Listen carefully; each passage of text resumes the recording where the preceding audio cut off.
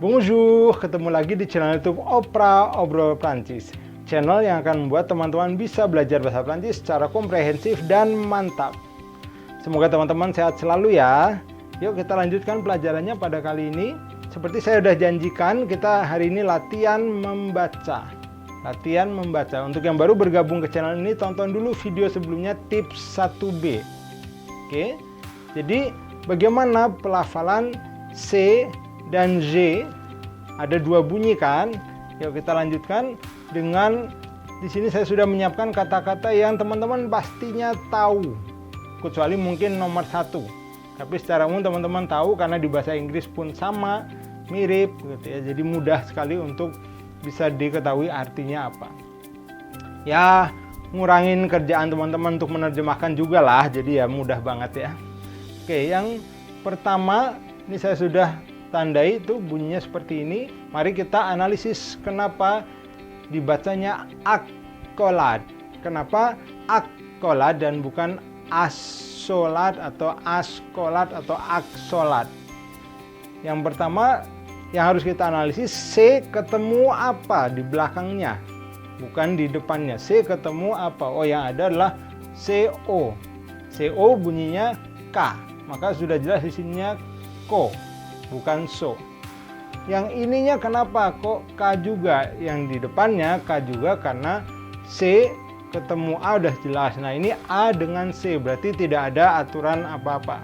Nah kalau mengeja itu bunyinya S ya, jadi A C C O L A D E.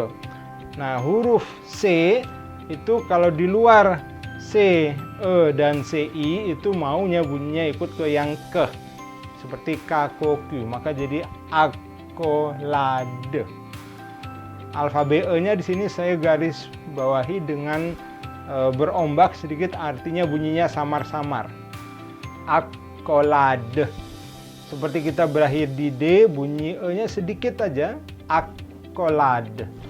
Oke, accolade itu adalah tanda grafis ini yang menunjukkan penggabungan. Ya, bahwa ini semua sama artinya, ini semua satu kelompok, satu jenis, satu tipe. Ada yang tahu artinya dari accolade ini di bahasa Indonesia terjemahannya apa?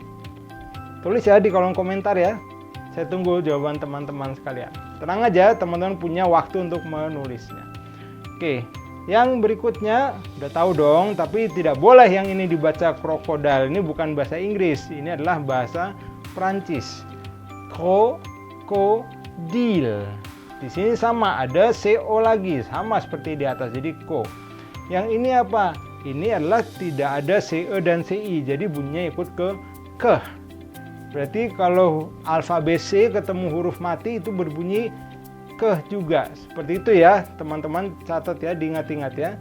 Kemarinnya kita sudah bahas CA, CO, CU itu berbunyi ke. Begitu juga kalau ketemu huruf mati itu bunyinya ke. Oke? Didahului oleh huruf hidup. Ya, berarti kan bukan di belakangnya ada CE dan CI, maka bunyinya juga ke. Krokodil. Ini juga sama, E-nya samar-samar. Oke? Kita lanjutkan yang berikutnya, tidak boleh dibaca agriculture, itu salah, itu bahasa Inggris. Di sini dalam bahasa Prancis. Oh sama katanya, ya alhamdulillah ya, gampang banget kan untuk teman-teman baca. Nah ini dibaca, lihat bunyinya G, jangan J loh ya, ini adalah bunyi G. Kalau J harus yang seperti ini, J, ya. Yang dilihat pertama, oh ada CU, udah tahu Q, sama seperti CA dan CO. Kemudian yang ini AJ, ini seperti AC, ikut ke bunyi yang beratnya, jadi G bukan J. Maka agriculture. Lihat penggalan yang sudah saya buat itu, accolade, krokodil, agriculture.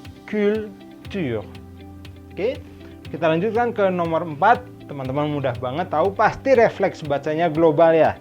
Benar nggak? Ngaku ya, jangan bohong. Nah, benar dibacanya global dan bukan global karena ini sama seperti ini. ketemu huruf mati jadi G, ikut ke yang berat. Hanya kalau JE dan JI itu menjadi J, jelas. Jadi global. Mudah ya? Gampang kan? Oke. Yang berikutnya, nah ini kalau di bahasa Inggris garage, garage di bahasa Prancis adalah garage, garage. Jangan lupa R-nya dicadelkan. Ini juga krokodil. Yang ini ada dua yang perlu kita analisis. Yang pertama kombinasi JA dan berikutnya kombinasi JE. Makanya saya ambilkan contoh ini untuk teman-teman supaya teman-teman bisa memahami bahwasanya di satu kata itu bisa jadi ada dua, bisa jadi ada JA dan JE atau CO dan CE misalnya seperti itu. Jadi teman-teman tahu. Ini dianalisis dulu. JA masuk ke bunyi yang berat, G, maka dibacanya GA dan bukan ZA. Yang ini yang belakangnya JE adalah ini yang masuk ke bunyi Z. Jadi kalau teman-teman sudah bisa menganalisis dengan benar maka bacanya menjadi tepat. Ini apa? Ra biasa. Lihat, ada analisis yang sama. Kita lihat tadi di agriculture ada AG berbunyi G. Yang sini kok enggak? Kenapa AG-nya tidak berbunyi? Ya enggak, karena penggalannya. J ini ikutnya ke E di belakangnya. Kalau enggak nanti jadi garage, garage E. Kan bukan begitu penggalannya. Garage. Masing-masing ada temannya. JA, RA, JE. Oke, kita lanjutkan yang berikutnya. Ini terakhir, nomor 6. Ayo, ini negara di Amerika Tengah. Berdekatan dengan apa? Nah, benar, pinter. Dengan Cuba dan Guatemala. Oke. Kenapa dibacanya Nicaragua? Nicaragua. Analisis dulu. Di sini ada CA, berarti K. Ini I-nya kan kalau CI baru berbunyi C. Lagi pula penggalan memisahkan. I-nya ikut ke N. Jadi jelas nggak berlaku. Bagaimana halnya ini? Salah. Itu kan kebalik, bukan CA gitu ya. Nah, jadi ini Ni, K, kemudian Ra seperti garage tadi. Kemudian ada JU. JU berbunyi apa? Berbunyi masuknya ke yang G bukan yang Z. Ya udah jelas, berarti bacanya Nicaragua. Sesimpel itu kan teman-teman. Mantap kan? Mudah ya? Nah iya.